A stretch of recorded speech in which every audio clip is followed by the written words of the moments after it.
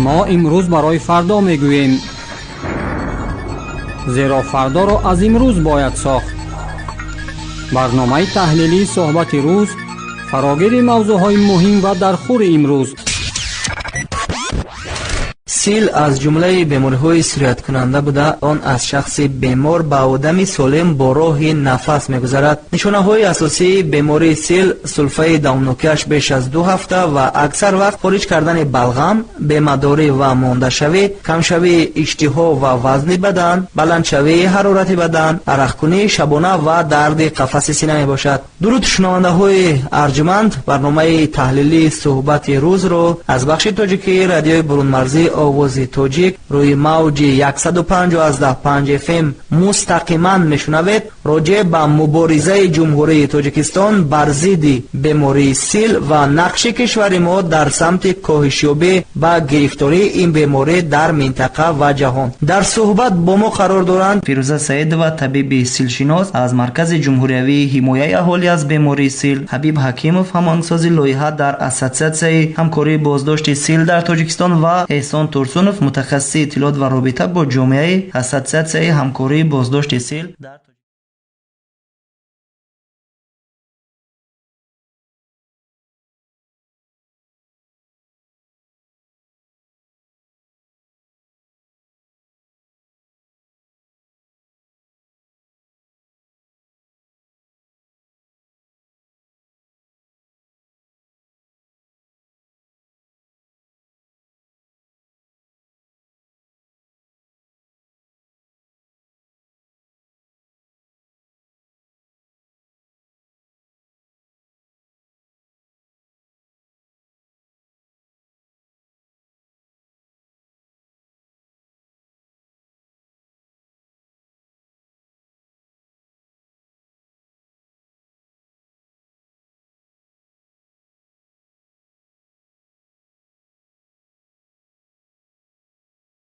متخصصان مراجعه نمایید. شامدید به استودیوی رادیو برون مرزی آواز تاجیک. تشکر، سلامت باشید. فیروزه سعید و شنونده های ما راجع به بیماری سیل البته یک معلومات عمومی برای خود دارند، ولی من میخواستم شما عمیق‌تر راجع به سیل، آریزه های گرفتار شوی به آن نشانه ها و راه های پیشگیری سیل عموما توبت سیل اطلاع مفصل‌تر میدادید. درود به شنوندگان محترم. تشکر مرسعید جان برای تشکیل چنین برنامه، زیرا امروز بیماری سیل در جمهوری ما مهم است و زیر توجه قطعی قرار دارد. عموما بیماری سیل این بیماری سرایتی بوده. راه اساسی گزارش این بیماری هوایی قطره‌ای است، یعنی که به واسطه هوا شخصی که گرفتار این بیماری سیل است توسط سلفه زدن، اخسه کردن و حتی گب زدن میتواند چوبچه میکروب بیماری سیل را به فضای اطراف خارج کند و دیگران این هوا را نفس کشیده سرایت یابند. عموما بیماری سیل این بیماری سرایتی بوده، از شخص بیمار به شخص سالم به واسطه هوا میگذرد. یعنی که شخصی بیماری سیل دارد، بیماری سیل شش نشانه های بیماری را دارد، یعنی اخسه و سلفه و با همین راه میتواند چوبچه میکروب سیل را به هوای اطراف خارج کند و دیگران این هوا را نفس کشیده میتوانند سرایت یابند. ولی باید قید کرد که نه هر شخصی سرایت یافته، نه هر شخصی که اون چوبچه میکروب ها را نفس کشید و بیماری سیل گرفتار شده میتواند، زیرا بیماری سیل این جنبه اجتماعی نیز دارد. یعنی که برای اوج گرفتن بیماری، برای پیدایش بیماری عامل های لازم است که ایمونیته شخص پست می شود، یعنی قوه محافظتی بدن شخص پست می شود و اون چوبچه میکروب وارد شدگی میتواند خود را نشان دهد، یعنی بیماری را به وجود آورد. باید قید کرد که 3/1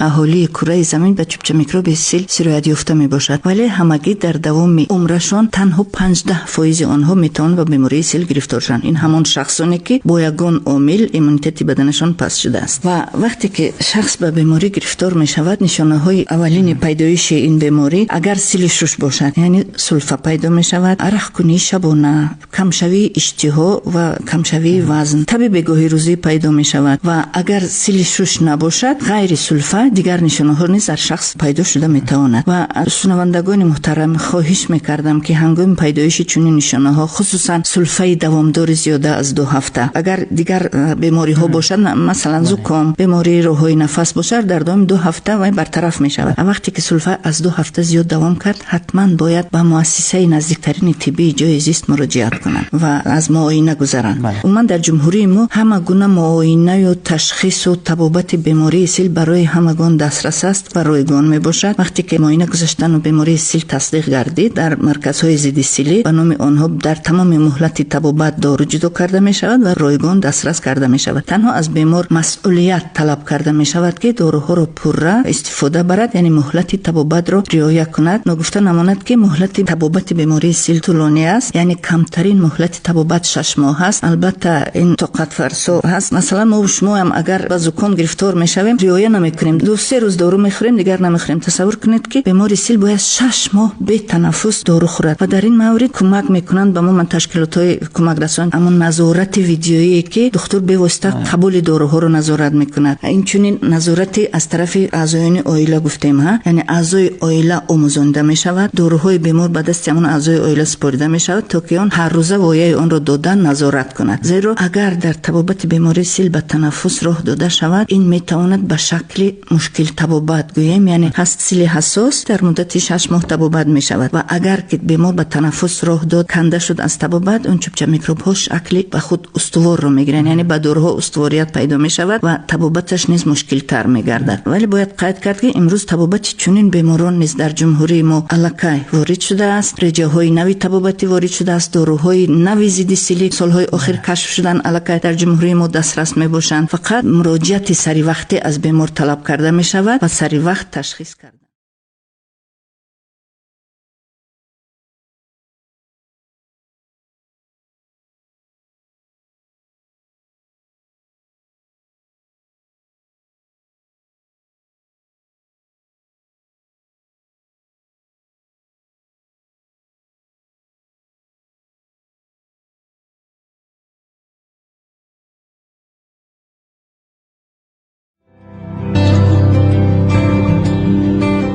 تشکر برای معلومات بسیار مفصل و ما دانسته می‌خواستیم که سال امروز بعضی عارضه‌های هستند که بیماری‌های ویروسی را پنهان می‌کنند، سیریاتی را. اینها مثلا میکروب‌ها، باکتریاها، یعنی منبع‌های پیدایش خودشان را دارند. در پرتو جای‌ها یا مثلا در بعضی مکان‌ها را افلاس پیدا می‌شود و می‌گفتید که منبع‌های اساسی پیدایش و اوجگیری بیماری سیل کجاها مثال می‌توانند بوده؟ منبع اساسی گزارش بیماری سیل این شخصی بیمار است که توسط بلغم. باید اما شخص بیماری سیل در هر جا بهوده تف نکند، باید تفدان خود را داشته باشد. هنگام سلفیدن باید دهان خود را پوشاند تا که دیگران را از سیریت امین نگاه دارد. و عموما بیماری سیل در جایهای نمناک، در یک منزل آدمان بسیار استقامت میکنند، مثلا در جایهای از آزادی محروم، در اونجاها پنشویش زیادتر است. در جایهای نمناک برای چی من گفتم که پنشویش زیادتر است؟ یعنی که چوب میکروب سالهای سال در اونجاها باقی میمانند. در هوای گشاد در زیر نورهای آفتاب چوب میکروب سیل تیز نابود میشود. در مدت 5 دقیقه کافی است که چوب میکروب سیل نابود شود. برای همین باید منزل خواب بیماری سیل باید منتظم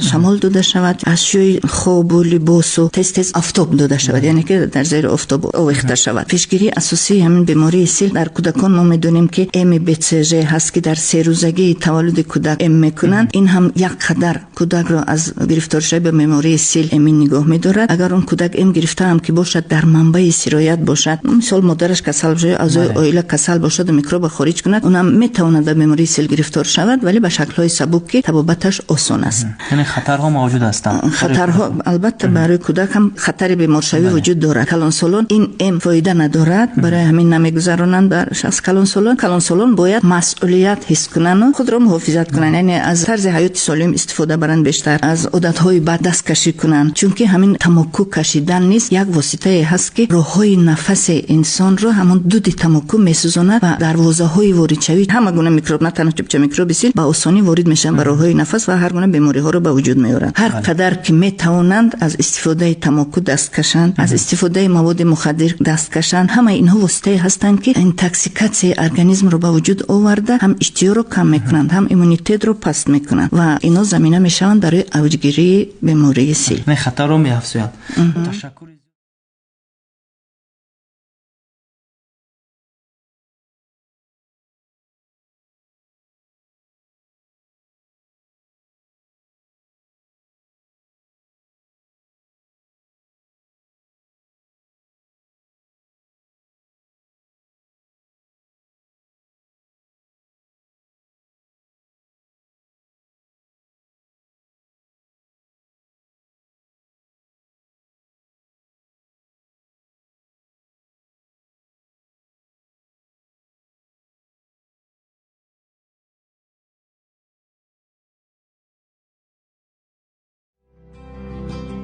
احسان ترسونов متخصص اطلاعات و رابطه با جامعه اساسیاسیون همکاری بازداشت سیل در تاجیکستان. طوری که معلومات آماری آخری نشان می‌دهد امروز در مقیاس آسیای میانه خطر گرفتار شوی به بیماری سیل در اکثر کشورها رو به افزایش است، ولی جمهوری تاجیکستان خوشبختانه از این خطر استثنا است و معلومات آخرین سازمان عمومی جهانی تندرستی هم نشان داد که تاجیکستان بر خلاف دیگر کشورهای همسایه‌اش در آسیای میانه علاقه رو به کمشوی دارد. همین بیماری گرفتار شوی به بیماری سیل در جمهوری و میگفتید که سهم جمهوری تاجیکستان در سمت مبارزه علیه بیماری سیل در آسیای میانه و جهان امروز چگونه است؟ سلام به شنوندگان رادیوی برون مرزی آواز تاجیک و سپاس از دعوتتون. واقعا هم یک سوال بسیار خوب دادید، چون این تمایل پسشوی سطح دریافت سطح بیمار شوی در جمهوری تاجیکستان واقعا جنبه های مختلف خودش دارد که عامل های یعنی تاثیر کننده خودش دارد که شروع می شود از تدبیرهای مؤثر حکومت کشور جهت پیشگیری دریافت و تبابت سریع وقتی حالت های بیماری سیل در بین اهالی می باشد و همزمان سهم شریکان رشد جهت مبلغ گذاری ساحه، جهت دستگیری ساحه، تجهیزانیدن ساحه و همزمان سهم جامعه شهروندی، تشکیلات‌های جمعیتی و عموما تمام شهروندان، شخصانی که نسبت مسئله بیماری سیل به طرف نیستند و تا اندازه سهم خود را می‌گذارند. و جمهوری تاجیکستان در آسیای میانه چه خیلی که شما گفتید در آسیای مرکزی چرا در برابر دیگر کشورها سطح پست شوی است، یعنی که سطح کاهش است؟ این به چند دلیل است. یکم دلیل این است که جمهوری تاجیکستان از اولین کشورهای بود که برنامه ملی حمایت اهالی از بیماری سیل را روی دست گرفت و آن را در یک 5 ساله به انجام رسانید و امروز ما شاهدی اگر خطا نکنم امروز شاهد پنجمین برنامه ملی حمایت اهالی از بیماری سیل در تاجیکستان هستیم که خیلی خوب تطبیق شده است و همزمان جمهوری تاجیکستان استراتژی ملی مبارزه با بیماری سیل را تهیه و تطبیق کرد. همزمان در کشور ما تمام ساحه زیر توجه قرار دارد که همه گونه شکل‌های بیماری سیل، داروهای ضد سیلی رایگان بپول داده میشن به همه طبقه های اهالی، نوابسته از اون که شهروند تاجیکستان است یا شخصی بی‌تبع است یا که گریزه است، فرقی ندارد. در تاجیکستان به تمام آنها داروهای ضد سیلی رو در دوام طبابت بپول داده میشن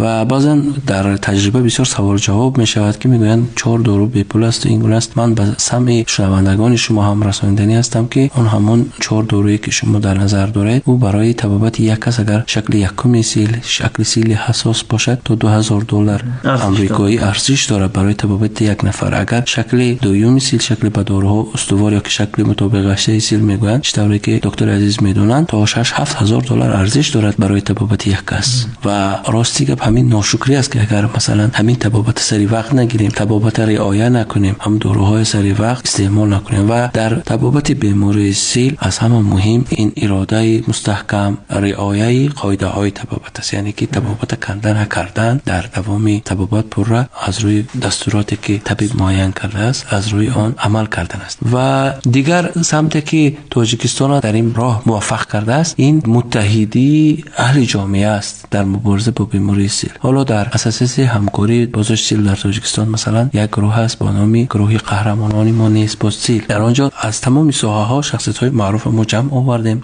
آوازخوان های مشهور، هجونیگاران مشهور، هنرپیشه های مشهور، ورزشکاران مشهور. برای چی مشهور میگم؟ به خاطر آنکه اونها با استفاده از همون صدا، سیما، استعداد، هنر، محبوبیتی که در بین مردم دارند سهم خودشون در رسانیدن اطلاعات درباره بیماری سیل به مردم، راههای پیشگیری در این مسئله ها سهم خودشون میگذارند. و حتی چون اینجا رادیوی برون مرزی است، من از این رادیو میگویم که قهرمانان ما نه تنها در تاجیکستان بلکه بیرون از آن هم سهم میگذارند. از جمله سال 2018 شبنم ثریا در شهر نیویورک ایالات متحده آمریکا رفتن، هنرنمایی کردن و صحبت کردن در آنجا در موضوع بیماری سیل و پسان در شهر الماتای جمهوری قزاقستان سخنرانی کردند و پسان آوازخوان و سفیر پیشگیری سیل نازیه کرام رحمت الله در کنفرانس شورای یونیانی که میگن هر سال وابسته به بیماری‌های شوش برگزار می‌شود و در جمهوری هندوستان برگزار گردید، در آنجا هم سخنرانی و هم هنرنمایی کردند. امروزها هم هر بار وقتی در شبکه‌های اجتماعیشان مثلا نوارهای کوتاه، ویدیوها، سخنرانی‌ها، هر متن‌ها وابسته به بیماری سیل وقتی نشر میکنند، اکثرا مثلا هوادارشون از جمهوری‌های همسایه ازبکستان و قرقیزستان و اینا و پس آن از جمهوری هندوستان چقدر هوادارانی که دارن اونا همشون پیگیری میکنن. به همین خاطرم نازیه وقتی یک چیز نشر میکنن هم به زبان تاجیکی و هم به زبان انگلیسی نشر میکنن